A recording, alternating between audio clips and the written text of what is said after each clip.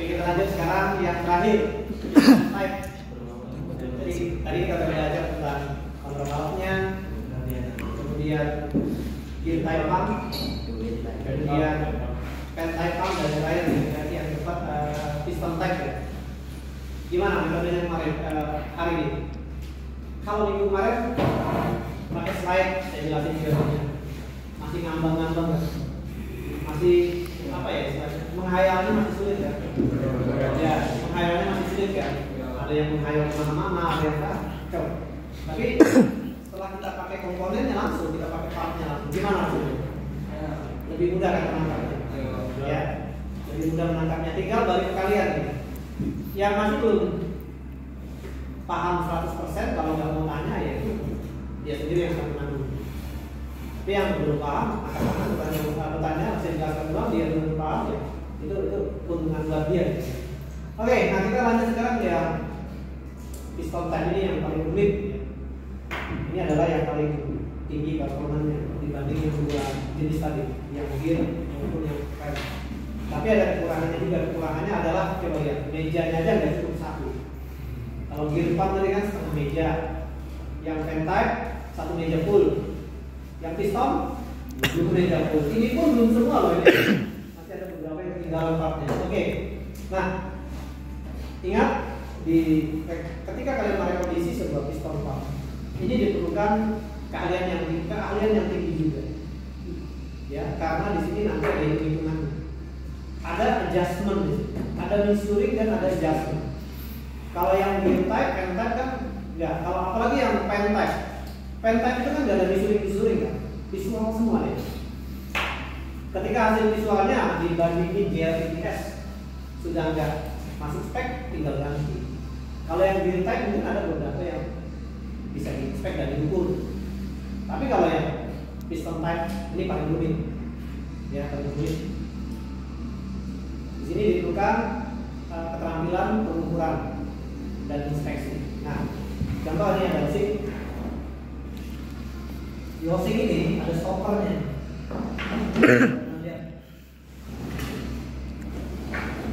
Ini bisa di-adjust ya stoppernya. Bisa di-adjust. Putar ke kanan, dia makin masuk, maka stopper ini akan semakin di dalam semakin tinggi. Naiknya semakin tinggi kalau diposisikan vertikal ya. Nah, apa gunanya stopper 2 ini?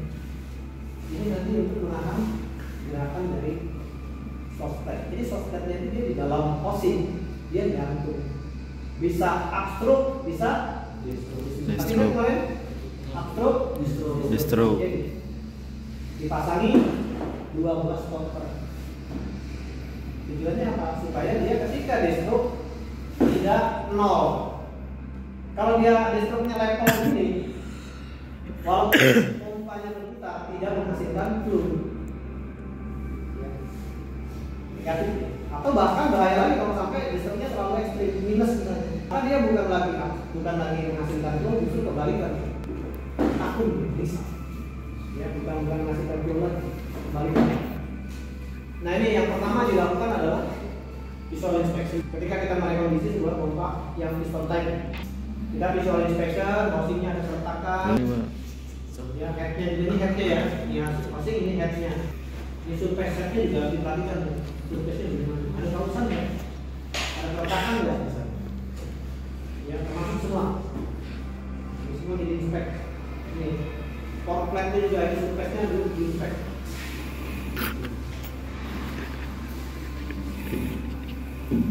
Port plate-nya ini jangan kebalik ya. Jangan kebalik. Yang ada lubang roll-nya itu yang dipasang ke head. Nah ini port plate namanya, tempat inlet atau outlet itu. Oli masuk dan oli keluar. Ini port plate ini yang gesek dengan barrel. Ini ada barrel, nanti ada gesek.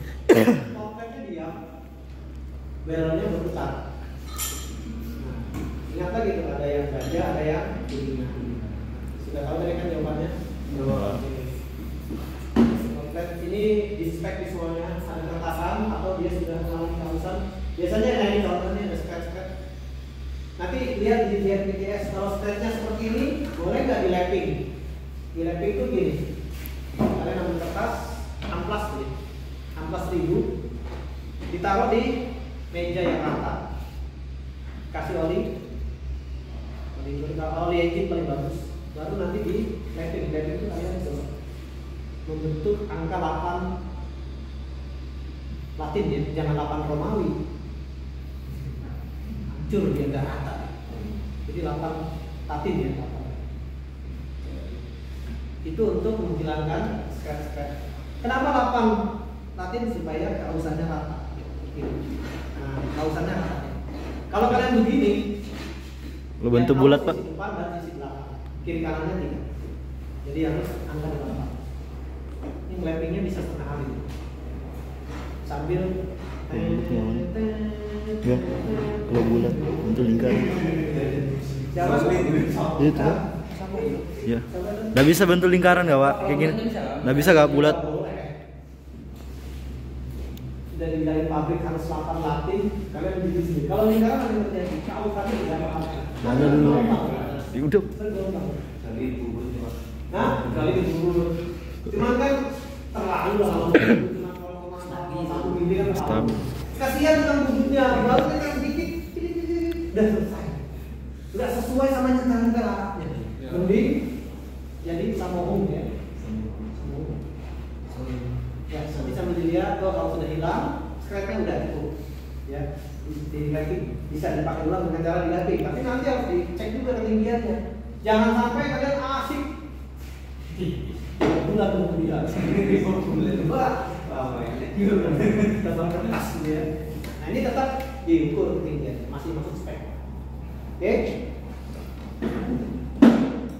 Kemudian sub seperti biasa, sub itu area seal type-nya. Oh, ini patah ya. Kemudian spline-nya juga, ini spline-nya juga kayak tadi. Seperti subnya fan-type, spline-nya juga harus dilakukan. Trip-nya juga awalnya juga parah. Ini sub itu aja ya, subnya lebih ke visual. Kemudian nah strip ini biasa dilihat visualnya ini ada. Nah ini kan sudah ya sudah mengalami biasanya sudah. Nah ini juga lihat di guys. Kalau sudah luka seperti ini boleh dipakai ulang atau harus diganti. Termasuk nanti berapa tekanannya. Tes juga.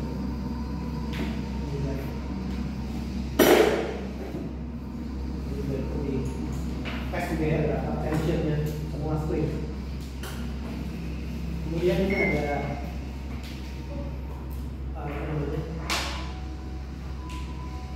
flat yang nempel di soslet. Nah, ini pressure flatnya. Nah ini juga perlu di inspek apa namanya surface-nya ya. Ini kan sudah termakan juga ya. Ini juga bisa di-wrapping kayak tadi sama. Saya pernah wrapping ini 3 hari baru selesai. 3 hari lamanya. Dari pulang pagi sampai ke 5 sore. Besok begitu lagi pulang. Enggak ada kerjaan lain, cuma wrapping 3 hari. Baru dia bisa rata. Ini gampang pecah juga ya berarti. Kemudian kalau yang lain-lain seperti cover kiri kanan ini ya paling ini hanya seal O-ringnya yang diganti sama bearingnya ya. Taper roller bearingnya ganti. Kemudian kita naikkan ke head. Jadi piston, head ini surface-nya ya, surface sama tekanan. Ini bisa dicabut ini ya. Ini juga bisa dicabut, ada seal-seal di dalamnya, banyak seal-nya susun. Lupa ada 6 atau ada 5 seal. Ini bisa dicabut. Ya, nanti seal-nya diganti. Hati-hati di dalam ini banyak oil gallery, makanya plak-plak ini harus dibuka. Kesumbat sedikit pasir aja ini masalah. Ini harus dibuka semua plak ini, nanti disemprot pakai air bersih untuk meyakinkan semua kotoran-kotoran di dalam keluar. Hati-hati ya, ini banyak orifice di dalamnya. Kemudian ada barrel. Nah ini surface barrelnya juga, nah ini belum dalam sekali. Ini bisa di surface dibawa ke bengkel dulu di belakang. Atau kalau dia cuma light scratch, ya kayak tadi di lapping lagi. Ya, bisa semingguan di lapping ini ya. bisa semingguan. Nah, setelah surface-nya diinspek ini juga. Ini bisa diraba piston turunnya. Kalau dia sudah sering diraba, pertama diraba itu dia jari kita gini, begitu di ujung langkah dia naik, berarti sudah mengalami kehabisan dan tidak bisa direkondisi. Kalau yang kejadian seperti itu harus ganti belon dulu. Lainnya juga ini, lainnya diperhatikan mengalami kausan kan?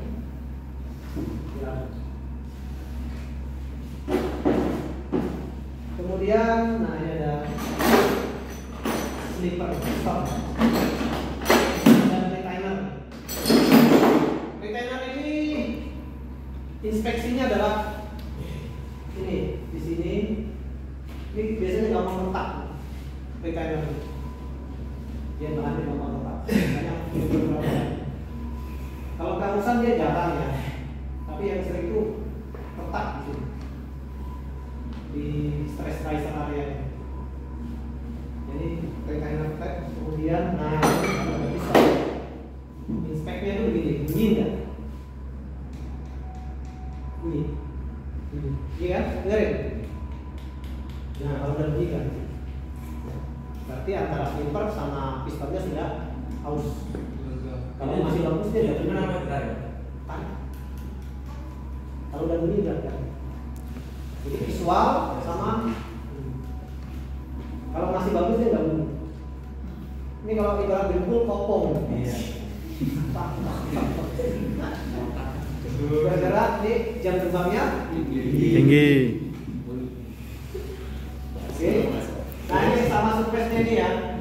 Surface slippernya ini ada scratch dah. Kalau dia ada scratch kecil-kecil scratch itu bisa di edit. Ini sebentar lagi lagi ini sejam selesai ya. Oke, sama ini surface ini biasanya itu juga mengalami kausan. Tapi yang paling gampang ya cari. Nah begini. Kalau baru satu, yang lain pasti itu. Karena umurnya Sama. dan ini tidak bisa ganti satu doang. Dia satu set piston kit. Gantinya ya 9. Oke, kenapa jumlahnya 9? Kenapa bukan yang jumlah lain? Oke. Metronomnya ya ketika menggunakan jumlah piston. QQ lah ya. Hokinya bagus. Jadi hasil riset pabrik ketika dia pakai yang 9 piston itu paling baik performanya. Paling bagus performanya. Kalau soft plate paling visual aja. Ini bearing cap-nya bisa dicabut diganti. Ini ada bearing cap kiri kanan, cabut diganti. Yang lainnya nggak ada masalah. Ini dia jarang rusak kecuali cabut atau hilang. Level 3 ya? Level 3. Kenapa? Level 3. Kurang Ini kalau yang sampan-sampan kecil cocok nih kalau undang galak. Ini buat apa? Jangan. Jangan ini beratnya panas itu. Panas itu. 5 kilo, 4 kilo, 5 kilo mungkin. Ya, kasihan udangnya. Oke, itu untuk inspeksinya sama repair-repairnya ya, perbaikan-perbaikan. Kalau ini kopling ini awet nih, jangan diganti kecuali accident, jatuh hilang itu baru diganti. Sama ini juga masingnya untuk piston, untuk apa namanya? Yang pistonnya ya, untuk adjustment. Di dalamnya ada kalung-kalungnya, ada spoolnya. Tidak tahu nih, ada di sini atau enggak? Kemarin tuh nggak ada. Nggak ada. Nggak ada, kuning aja ya. Ini ada nih spool-spoolnya. Nah, ini jadi tarik. Ya. Spool-spool. Terus kenapa buat springnya? Ini tadi bagaimana kita melakukan inspection dan apa yang dilakukan ketika ditemukan kondisi-kondisi yang perlu perbaikan. Nah ini nanti diukur ya ketinggiannya, biar diukur ketinggiannya untuk menentukan bisa nggak diresurface, bisa nggak dibunuh. Jangan sampai nanti dibunuh dulu, atau dia terendah. Apa efeknya kalau terlalu rendah? Nanti internal linkingnya tinggi, udaranya busuk. Oke. Kemudian, nah kita sekarang sudah inspect, kemudian sudah repair ya. Apa saja diganti, misalnya kayak ini springnya ganti, misalnya ganti. Ini ada yang jual stone kitnya aja. Biarnya masih bisa dipakai ulang misalnya. Kita tutup order stone kit. Tapi itu semuanya harus diganti. Satu diganti semuanya. Iya, karena umurnya sama. Oke. Nah, sudah dibersihkan, sudah diinspek, sudah diperbaiki yang besar-besar. Sekarang kita mau assemble. Kalau kita mau assemble, pertama-tama yang dilakukan adalah kita ukur ketinggian stopper ini. Ini ada dua kiri kanan. Jadi nanti kita pakai, setelah kita bicara meja kerja, kita pakai deep micrometer. Tahu deep micrometer kan? Untuk ukur kedalaman. Kita ukur, kita lihat di speknya. Berapa ketinggiannya, berapa inci? Misalnya 6, sekian inci. Kita ukur. Stopper untuk destruknya misalnya berapa inch. Nanti yang sebelahnya juga, yang untuk upstroke-nya juga dihitung berapa inch. Kalau sudah dapat, kita kunci, kita tok yang di bawah naknya ini supaya stoppernya tidak bergerak. Itu yang pertama dilakukan. Kalau sudah kita dapat ketinggiannya, nanti kita ngejastin di sini. Ya. Ini ada dua bearing kiri kanan, kita pasang. Di sini ada simnya nih. Ini misalnya simnya udah. Jadi dia kayak plat tipis begini, tebalnya beda-beda. Ada tambah masing-masing dengan ketebalan yang beda-beda. Jadi ini dia harusnya full gini ya, simnya ya. Full untuk gini ya. Kita pasang dulu si soslet, kita pasang bearingnya, kita pasang bearing. Nanti ini kan kita tambahkan sim. Saran saya kalau kita ngejust free apa namanya, pergerakan bebasnya si soslet. Soslet ini kan ketika dulu dia di dalam ditopang sama dua bearing. Jadi dia kayak ayunan. Tapi dia harusnya posisinya level dulu kan sebelum ditekan, sebelum dimainkan ayunan. Dia ayunannya. Oke. Nah, saran saya ketika melakukan adjustment ketebalan seal o-ring jangan pasang, nanti rusak semua. Jadi pasang tanpa seal o-ring kiri kanan. Misalnya di sini 3 lembar, yang sebelah sananya juga 3 lembar, sama-sama 3 lembar. Tes pasang. Setelah itu di top sesuai spek, misalnya 35 pound top. Nanti ditekan, ada alat khusus force meter ya. Jadi nanti kita tekan, misalnya ketika ditekan sebesar 2 kg, barulah sosmed itu boleh bergerak. Kalau ditekan baru 1 kg dia sudah gerak, berarti apa yang kita tekan? Sinnya ditambahin atau dikurangi? Ditambahin. Kalau sin dikurangi dia semakin clearance-nya temper bearing terhadap cap-nya itu semakin rapat kan? Jadi kalau dia ditekan baru 1 kg sudah turun, berarti sinnya dikurangi. Dan ini harus sama ya ketebalan sin kiri kanan. Oke? Kalau misalnya ditekan 4 kg, 5 kg belum gerak, sinnya tambah. Ketika sinnya saya tambahkan, berarti dia semakin seolah-olah bearingnya kan ditarik keluar kan? Maka clearance-nya jadi besar. Ketika clearance-nya besar, kayak kalian masang roda depan motor, ganti bearing, coba boltnya tuh sekencang-kencangnya, bisa mutar nggak rodanya? Nggak bisa lah. Nggak bisa kan? Bearingnya kecil, harus kendori. Nah kalau ini kendorinya gampang, tinggal menambahkan atau mengurangi sin. Untuk mengendori tambahkan sin. Ketika sinnya ditambah dia akan gapnya kan makin besar kan? Seolah-olah si bearing ditarik. Jadi nanti diukur berapa kilo. Kalau sudah dapat spesifikasi, nah baru kalian bisa pasang dengan seal o-ring.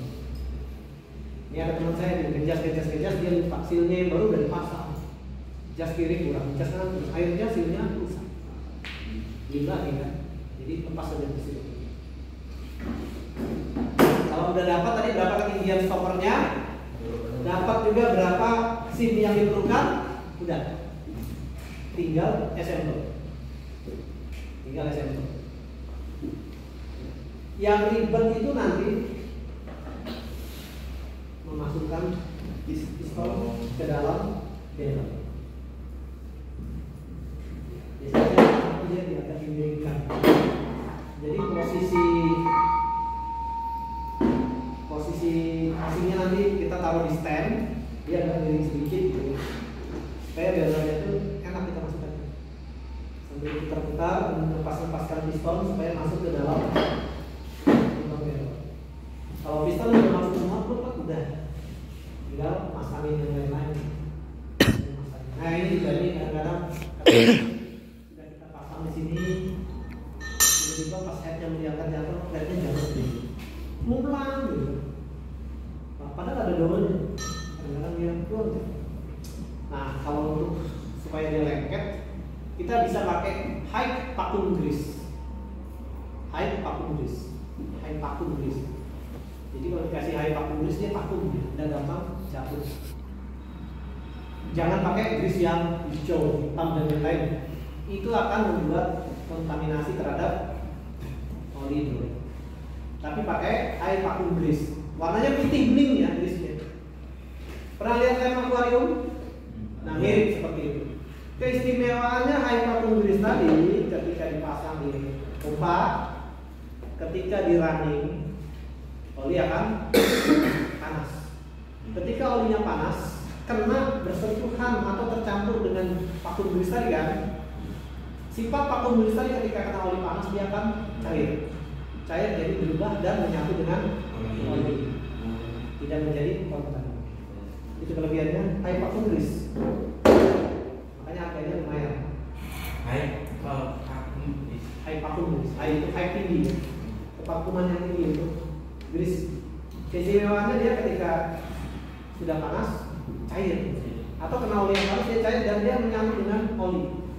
Itu keistimewaan. Tapi kalau kalian pakai grease-nya untuk bushing, grease yang bearing yang hijau itu dia susah sekali kena oli panas cair. Dan ketika cair pun dia tidak akan mau menyatu dengan oli karena additifnya itu beda. Jadi kalau pakai grease yang hijau dia hitam, kalian nggak boleh pakai grease. Pakai high vacuum grease. Grease-nya kayak yang untuk memasang piston kaliper itu. Kalau Mitsubishi dia ada dikasih sedikit kan. Nah, nanti kalau warnanya bening. Iya bening. Nanti Ya, kalau itu panas dia cair. Iya, sama. High vacuum grease. Itu sudah pasang. 0,5. Sudah selesai. Nah ini ada, ini di belakangnya yang nempel ini, headnya. Ini pilot pump-nya. Ini dalamnya cuma gear doang, sama persis pompa yang pertama tadi, gear pilot pump. Jadi ini ada gear pump kecil. Nah ini untuk pilotnya, dia ditandem sama main pumpnya. Jadi dia di sub yang belakang ini nanti ada kopling kecil. Nah dia satu polos. Oke, satu polos dia. Ada kopling. Ini pilotnya ya. Jadi masih ingat pilot pump kemarin? Untuk apa? Menggerakkan spool dari rotor valve ya. Nah, pompa yang utama ini untuk mengalirkan oli menuju ke aktuator. Pompa yang kecil atau pilot pump ini yang menggerakkan spool-spoolnya tadi. Jadi meringankan kerja Pompa. Jadi dia menggerakkan spoolnya bergerak karena ada. Kalau yang motor grader yang model-model jadul itu masih manual semua. Jadi dia masih, makanya kalau kalian perhatikan tuh di motor grader banyak sekali kan posnya kan? Banyak sekali kan? Karena dia mengadop kontrol valve-nya seperti yang pertama kita bongkar tadi, satu spring aja kan? Satu spring, dia kebanyakan satu spring, dia satu action saja. Jadi misalnya mau gerakan blade cylinder, mau extend misalnya, nanti mau ring tracknya pakai tuas yang sebelahnya misalnya, tuas yang sebelahnya. Jadi dia dia masih pakai single apa ya? Counterpartnya single acting semua. Dan kebanyakan dia karena manual. Dia untuk menggerakkan spool supaya oli dari main pump bisa ngalir ke aktuator itu full tenaganya operator. Makanya operator motor grader zaman dulu itu gampang pegel tangannya. Karena dia harus melawan tekanan spring. Ya, tekanan spring. Nah, sementara ekskavator yang sekarang yang sudah full elektronik, yang sudah pakai solenoid, yang sudah pakai PC kemarin, operatornya kan nyantai banget. Karena dia dibantu tenaga listrik, dibantu tenaga dari baterai untuk menggerakkan solenoid. Dia gerakan dari listrik ini hanya membuka jalur listrik saja, listrikan saja. Mensuplai apa ya? Istilahnya mengenergize, suplai voltage dan ampere dari baterai menuju ke solenoid yang ada di kontrol valve. Jadi spoolnya tadi digerakkan oleh solenoid secara elektromagnetik. Ada lagi kemasuk di dalam VC kan? Bu VC. Jadi operator ekstra sekarang itu lebih dimanjakan, santai, sentuh sedikit sudah gerak di bawah dulu. Tapi kalau ekskavator yang masih yang seri-seri lama ya tetap ada berat ya, karena di situ ada tension spring yang harus dibawa oleh si operator. Sampai sini tentang piston pump ada yang mau ditanyakan silakan. Nah ini sama juga ya, hati-hati ketika kalian rekondisi meletakkan part-partnya ini jangan sembarangan, jangan ditumpuk, jangan ditindih. Jadi setelah dibongkar, dibersihkan, inspek dan lain-lain. Ketika akan disimpan, diprotek pakai anti karat atau pakai oli engine, oli bersih tapi olinya jangan cari oli yang blend. Oli bersih, protek semua baru nanti di wrapping, simpan di. Nggak boleh ditumpuk-tumpuk. Ini saya dulu banyak yang bekas-bekas saya bawa pulang. Saya cari plywood, saya potong segi 4, saya kasih lem, buat tempat pulpen, buat tempat spidol, dibecek kerja. Keren ya? Jadi kalau ada tamu, saya dibecek kerja saya, Pak itu di mana beli tempat pulpennya? Wih, mahal banget. Baik, harus juga ikan teater. Nah, jatuh. Buat gantungannya kalau salah.